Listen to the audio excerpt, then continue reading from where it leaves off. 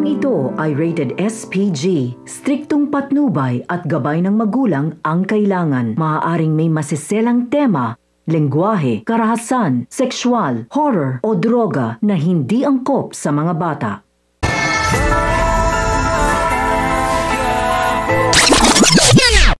Sinubukan na nga ni Santino na mag-enroll para muli makabalik sa pag-aaral, ngunit hindi na umano pwede sa ngayon dahil late na umano at bumalik na lang daw siya sa susunod na pasukan. Samantala pinaayos naman ni David ang kwarto nila ni Camille. Sinabi nga ni Noy na ang ganda umano ng kwarto nila. Saad pa ni Noy na sana daw ay ipablessing na nila agad dahil pamumungaran na umano ng masasamang espiritu.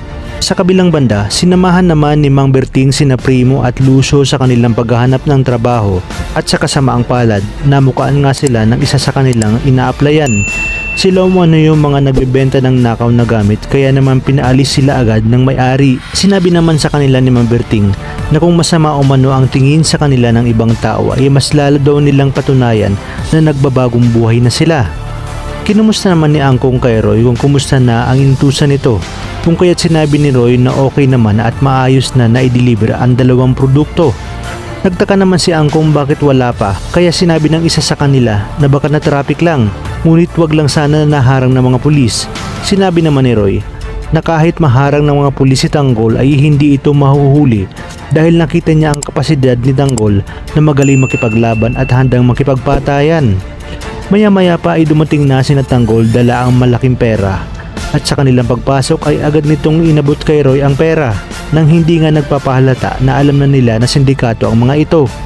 Itinanong naman ni Enteng kung bakit ang mamahal ng produktong diniliver nila, kung kaya't sinabi ni Roy na wag nang masyadong matanong at magtrabaho na lang. Sa pagbalik nila Tanggol ay sinabi ni Enteng sa kanilang mga kasamahan na bakit hindi na lang nila balikan si Roy at nakawin nila ang pera nito para solve na ang problema nila. Kaya naman pumayag si Tanggol dahil total umano galing sa masama ang perang yun. At dito nga ay di na sila nagsayang pa ng oras at bumalik agad sa lugar ni Roy. Sa inyong palagay, dito na nga kaya mapupuruan si Tanggol dahil hindi makakapayag si Roy na hindi makapaghiganti sa ating bidang si Tanggol.